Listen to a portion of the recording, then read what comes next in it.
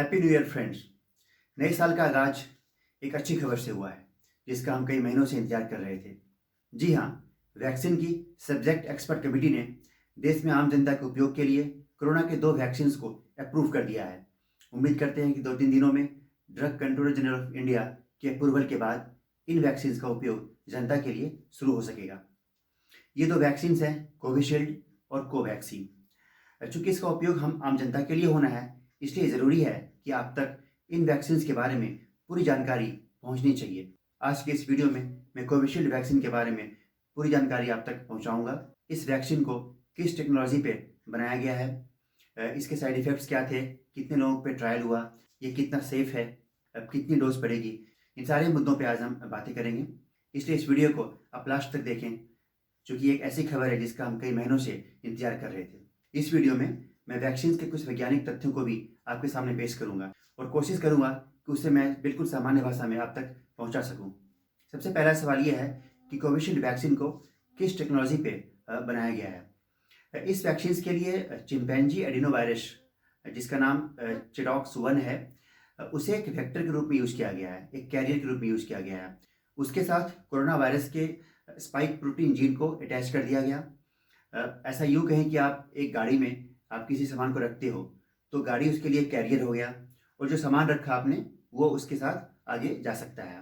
बिल्कुल ऐसा ही इस वैक्सीन में हुआ है। इसमें कैरियर चिंपैंजी एडिनोवायरस है जिसका नाम है चिडॉक्स-1 और जो सामान इसमें डाला गया है वो सामान है कोरोना वायरस का स्पाइक प्रोटीन जीन। इन दोनों को मिला दो तो आपका कोविशील्ड वैक्सीन तैयार हो गया। जब ये वैक्सीन हमारी बॉडी के अंदर जाता है तो चूंकि इसमें कोरोना वायरस के स्पाइक प्रोटीन का जीन है, सो हमारी बॉडी में कोरोना वायरस के स्पाइक प्रोटीन्स बनते हैं और उसके खिलाफ हमारी बॉडी में इम्यूनिटी डेवलप होती है, जो कि एंटीबॉडीज़ के रूप में और टी शेल रिस्पॉन्स के रूप में बनती है। इसका असर ये होता है कि भविष्य में कभी भी कोरोना वायरस का इन्फेक्शन हम पे होता है तो हमारी बॉडी जो पहले से तैयार है उससे फाइट करने के लिए वो उसको फाइट करती है और इन्फेक्शंस को या तो होने से बिल्कुल रोक देती है या फिर उसका असर काफ़ी कम कर देती है। दोस्तों, कोविशील्ड वैक्सीन के कई सारे नाम हैं। जब इसका ट्रायल शुरू हुआ था तो इसका नाम दिया गया था चिडॉक्स-1 NCOV-19। चिडॉक्स-1 जो कैरियर एडिनोवायरस है चिंपैंजी का, जो मैंने बताया आपको अभी। NCOV नोवेल कोरोना वायरस 19 मतलब 2019 में इस वायरस की खोज हुई थी, तो उस तरह से इसका नाम पूरा दिया गया। इस वैक्सीन का ट्रायल जब शुरू हुआ विश्व के अलग अलग देशों में तो इसका नाम दिया गया AZD1222। जैसे कि यूरोप में USA, UK, रशिया, जापान, इन सभी जगहों पे इसका नाम AZD1222 है। हमारे देश में serum institute of India Pune इसे कोविशील्ड के नाम से डेवलप कर रही है। अब हम ये जानते हैं इस वैक्सीन को सबसे पहले किसने बनाया। दोस्तों, इस वैक्सीन का इन्वेंशन यूनिवर्सिटी ऑफ ऑक्सफोर्ड और वैक्सीटेक कंपनी ने मिलकर किया है। बाद में एस्ट्राजेनेका कंपनी, जो यूके की फार्मा कंपनी है, उन्होंने इनसे टाइप किया ताकि इस वैक्सीन का लार्ज स्केल प्रोडक्शन और डिस्ट्रीब्यूशन ये सारा काम पूरा किया जा सके।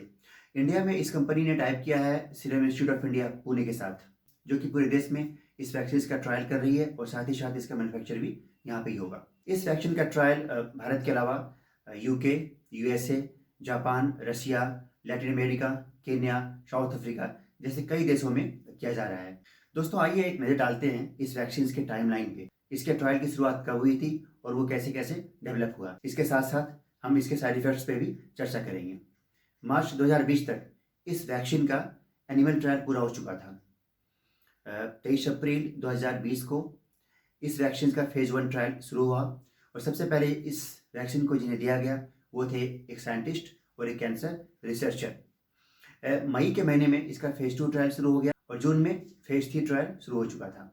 शुरुआत में इस वैक्सीन का एक डोज देने की ही बात की गई थी, लेकिन इम्यूनोजेनिसिटी स्टडीज़ के बाद वैज्ञानिकों को एहसास हुआ कि 2 डोज के बाद इस वैक्सीन का असर काफ़ी बेहतर आ सकता है और इसलिए 20 जुलाई 2020 को इस वैक्सीन के प्रोटोकॉल को बदल दिया गया और इसके शेड्यूल में 2 डोज को शामिल किया गया। भारत में इस वैक्सीन के ट्रायल के लिए serum institute of India Pune को 1 अगस्त को मंजूरी मिली और देश के 15 से भी ज़्यादा अस्पतालों में इसका फेज 2 और फेज 3 ट्रायल शुरू किया गया था। विश्व की प्रतिष्ठित मेडिकल जर्नल द लैंसेट में नवंबर 2020 में इस वैक्सीन के फेज 2 ट्रायल के कुछ आंकड़े प्रस्तुत किए गए। इसमें बताया गया कि इस वैक्सीन के उपयोग से सामान्य जो साइड इफ़ेक्ट्स देखे गए वो थे इंजेक्शंस की जगह पे सूजन होना, दर्द होना, त्वचा का लाल हो जाना, हेडेक होना, जी मिचलाना, फीवर होना, ये सभी साइड इफ़ेक्ट्स आसानी से ठीक हो गए। वैक्सीन लेने वालों में 13 ऐसे रिएक्शंस भी देखे गए जो कि सीरियस था। जो 13 गंभीर समस्याएं पाई गई थी वैक्सीन्स के वॉलंटियर्स में, वो वैक्सीन से जुड़ी हुई नहीं थी, बल्कि एक सामान्य स्वास्थ्य संबंधी समस्याएं थी। इस वैक्सीन के फेज 3 ट्रायल के रिजल्ट 8 दिसंबर 2020 को द लैंसेट पत्रिका ने प्रकाशित किया। इसमें एफिकेसी और सेफ्टी के बारे में महत्वपूर्ण आंकड़े पेश किए गए और उनका आज की मंजूरी में महत्वपूर्ण योगदान रहा। एफिकेसी की बात करते हैं दोस्तों। इस वैक्सीन के ट्रायल में 2 तरह के डोज शेड्यूल को यूज़ किया गया। एक शेड्यूल में ऐसा था कि पहले हाफ डोज देनी है वैक्सीन की, कुछ गैप के बाद फुल डोज देनी है।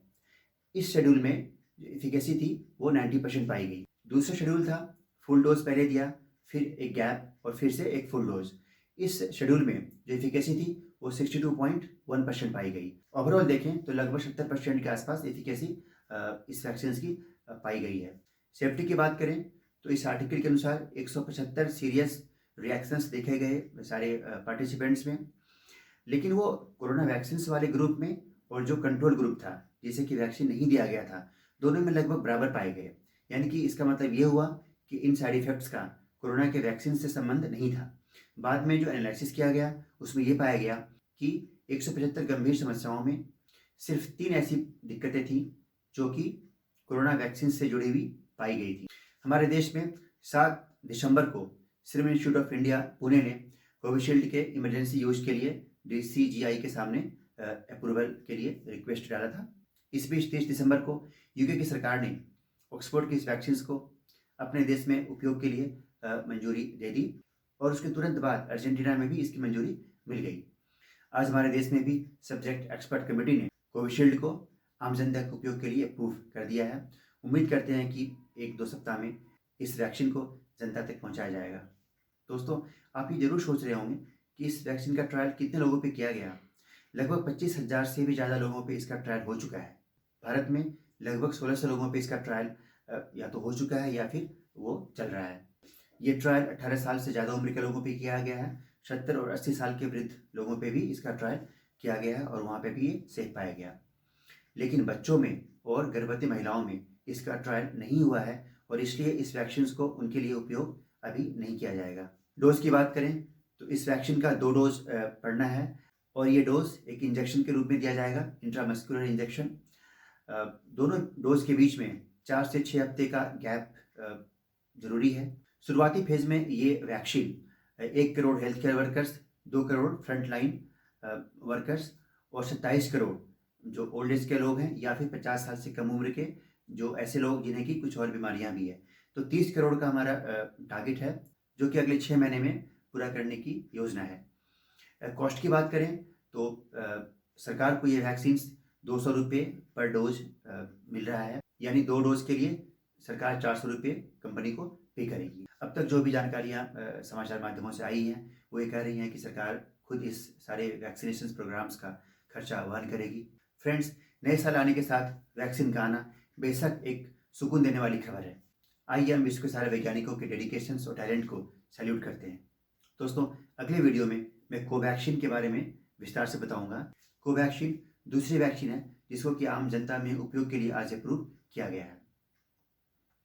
यदि आपको ये वीडियो पसंद आया तो इसे लाइक करें, शेयर करें और मेरे चैनल को सब्सक्राइब करना ना भूलें ताकि किसी भी वीडियो की सबसे पहली खबर आप तक पहुंचे।